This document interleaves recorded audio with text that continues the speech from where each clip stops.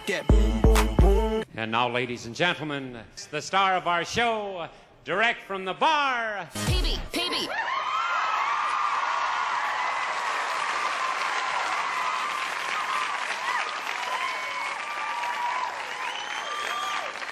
What is going on out there, peeps? Okay, we know Iraq is going through some major banking reform and have been for years. But every now and again, they'll run into a hurdle or something will happen and they'll end up taking 3 steps back. They are often guilty of getting in their own way. So let's go ahead and find out if that's indeed what they're doing again. Before we get started, do me a favor, hit the thumbs up button. If you're not a subscriber, please do so, because when you do, it helps out the channel, and I certainly do appreciate it. This is the article I'm talking about. Rafidian confirms our agreement with K2 integrity puts Iraq on the map of the global financial system. Signing up with K2 is a good thing for Iraq. So remember, Rafidian is one of those banks that's supposed to be state-ran, but magically, for some reason, Maliki's people always have their hands in what's going on with that bank.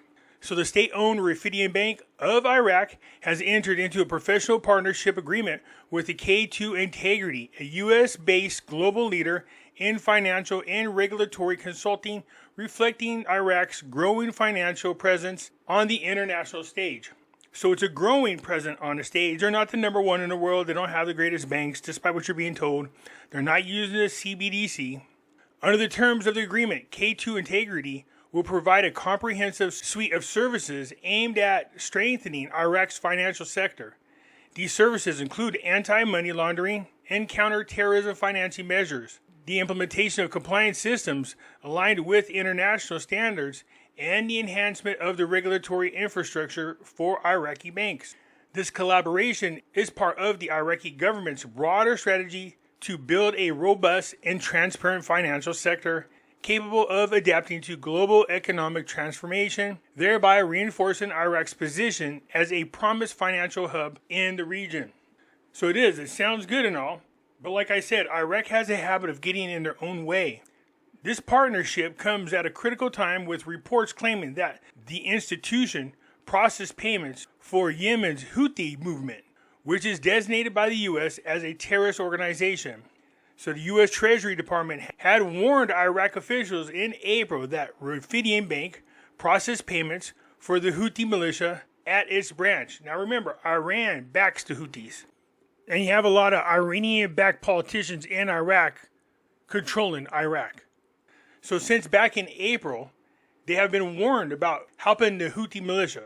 So what is the result of this? A call for sanctions against the bank and a call to cut U.S. funding to Iraq.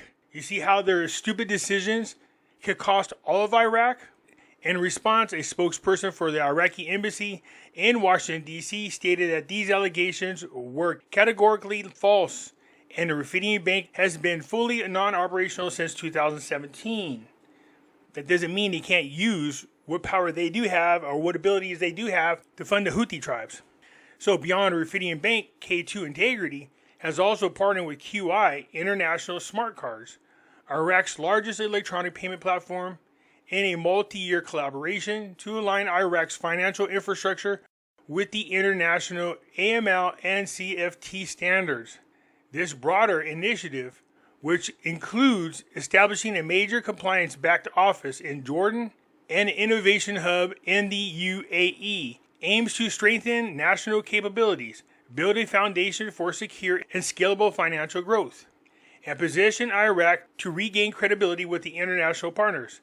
These partnerships collectively underscore Iraq's commitment to enhancing a financial integrity and integrating more fully into the global financial system, despite ongoing challenges and scrutiny regarding its financial dealings.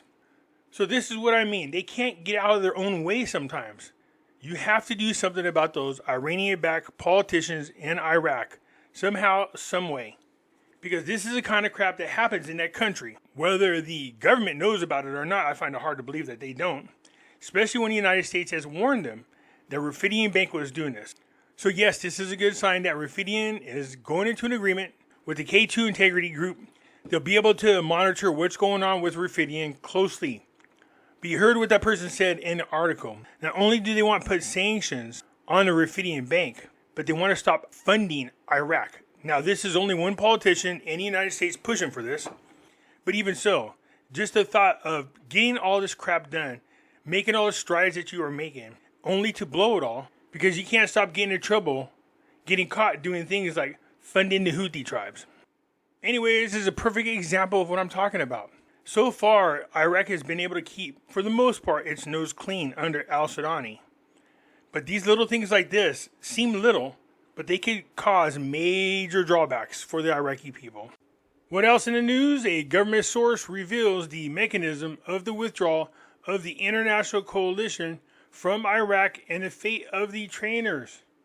A government source revealed on Sunday that the international coalition forces intend to withdraw from 3 major military sites, namely the Assad Air Base in Anbar Province, Baghdad International Airport, and the headquarters of the Joint Operational Command. The source added that the coalition forces will withdraw from the Kurdistan region, specifically to the city of Erbil. He stressed that the withdrawal will take place next September in implementation of the agreement concluded between Baghdad and Washington. He pointed out that the military trainers of the international coalition will remain in the country and that their presence has nothing to do with the withdrawal of the combat forces. On September 27, 2024, Iraq and the United States announced a joint statement that the military mission of the U.S.-led coalition in Iraq would end by September of 2025, with the transition to bilateral security partnerships. The joint statement explained that the alliance will end its mission within 12 months and no later than the end of September of 2025. He added that the military mission of the coalition in Syria will continue until September of 2026.